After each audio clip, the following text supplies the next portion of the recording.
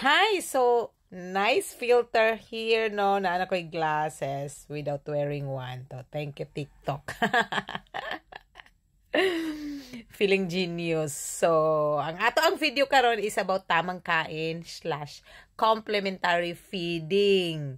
So, sa mga nangutana kung unsa daw klaseng pagkaon ang ipakaon sa ilang anak para nutritious no ang ilahang kanang food intake, since ang breast milk pag abot og 6 months dili na siya enough. Sin technically dili na gyud na siya enough, pero sakto na siya no, napadidihon gihapon nato pag abot og 6 months hantod magdako ang bata.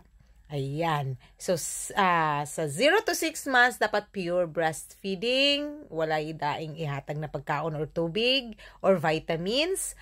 Tapos, pag 6 months to 12 months, na siya dapat solids. Kay kana na time, mature na ang gut sa bata, dili na masakto sa iya ang gatas-gatas lang, kinahanglan na og solid, bugat na busog.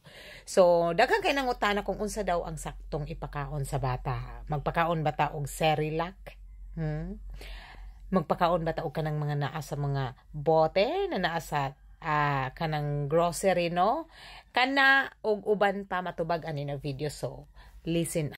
So, mao ni siya ang complementary feeding. All young children start complementary feeding at 6 months or 180 days gikan sa panganak. So, dapat ma-reach ang recommended number of meals a day, ma-meet ang recommended daily energy requirements, and young children are fed nutrient and energy-dense food. So, mao ni siya, no?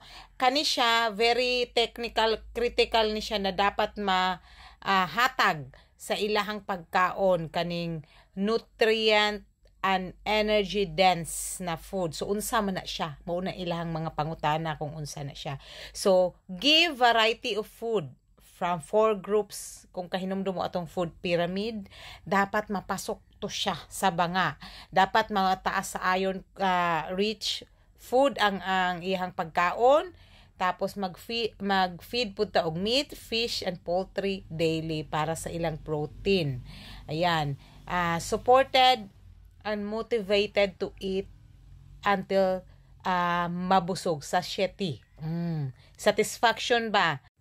So, dili dapat inani ang mga ipakaon sa atong anak. Og labaw ng dili dapat nato pakaon og Cerelac or mga preserved food. Kanang na mga preservatives, ang dapat sa ilaha kanang natural and organic. Kana galing dali ma-digest, dali ma-absorb, og dili complex or ultra-processed na food. Ngano? Kay para ma-focus sa ilahang nutrients ba na absorption, dili kay magsige na lag-process ang ilahang lawas, since kanang bugat, kanang dili natural ang pagkaon nagipakaon sa ilaha. Kay ang atong breast milk naturally made, dapat ang ilaha pong solids, no, is mo complement. That's natural. So, unsa man ang mga natural? Kanang kung mga lagutmon, mga gulay, mga prutas, mga meat na pwede sa ilaha. So, mami, unsa man na dapat pakaonon? Ato bang i-puree, i-mash, or baby-led weaning, no? So, common in baby-led weaning. Pero dili ni siya who recommended. Ngano, kay kung naay problema sa weight gain ng bata, dili makatabang ang baby-led weaning sa paghatag og dugang kanang calorie sa ilahang food intake, no, since sila may magbuot unsay ilahang kaunon. So dili pud nato i-puree kay para magkaroon ng kaibahan ang gatas sa ilahang solid mo. Ging solid, no, dili na to i-puree, i-mash na to una siya. Unya, kana, kung ganahan pag yun mo mag-learn about tamang kain, you should contact among lactation clinic, no, kay dili lang breastfeeding among ginatudlo or gina-train or gina-seminar, no. Appeal ang tamang kain. Correct complementary feeding, labaw na sa mga bata na medyo hinay ang gain sa weight bisan pa og breastfeeding. So yon, di na nato hisgutan kung unsa ang mga technical na pagabuhaton, but hisgutan nato kung unsa ang dapat kaunon. Walay salt, walay sugar, iwasan ang mga processed o ultra processed food, kay consider na siyang junk foods, no. So mo na matingala mo ang bata, ngano maning wala man gyapon kabusugan sa ako, nagdede sa ako tungod unsa may ginapakaon nato? Ginapakaon ba nato sila tamis? Ginapakaon ba nato sila og dili bugas sa tiyan like biscuits, bread? Dili na siya kompleto, dili na siya mo gap sa ilang nutrients na kulang gikan sa breast milk since dili na enough sa ilahang edad, ang gatas na lang nato.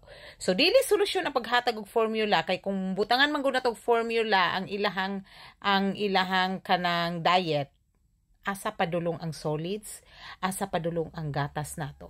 So as libog ang ilahang lawas. So focus ta sa pag-correct sa ilahang feeding para dili kayo sila gutomon pirmi o magsigig crave sa atong gatas since dili naman na siya enough.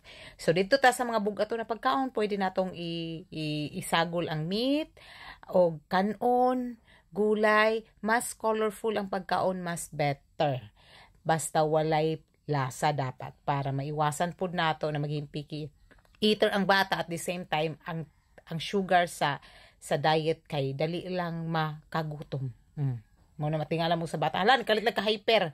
Nakakaog candy, pero dali ra pod magutom. So, magsige na lang dede. So, mo po na ako napansin sa akong mga anak growing up. Labaw na katong mga nag-solids na sila, no? Na once dili bugat ilang gikaon, dili ma-reach ang ilahang calorie, no? Na requirement sa usa ka adlaw tungod kay gitamad kog himo sa pagkaon. Magsige silang dede sa ako. Labaw na sa gabi, magsige silang dede. So, thankfully, na-follow na ako ang tamang kain. Kaning tamang kain, trademark ni sa kanang breastfeeding Pinay, no? Pero, kung i-follow yun nato ang correct complementary feeding, it's different from tamang kain. Kasi, naanay twist. It's made for Filipino children. But then, kung naamanggod tayo ginasunod na weight gain sa ato ang growth development sa ato ang bata, dapat follow ta sa WHO and sa Department of Health na complementary guidelines. Ayan. So, want to learn more? Enroll in my contact Amuma rather. So, yun.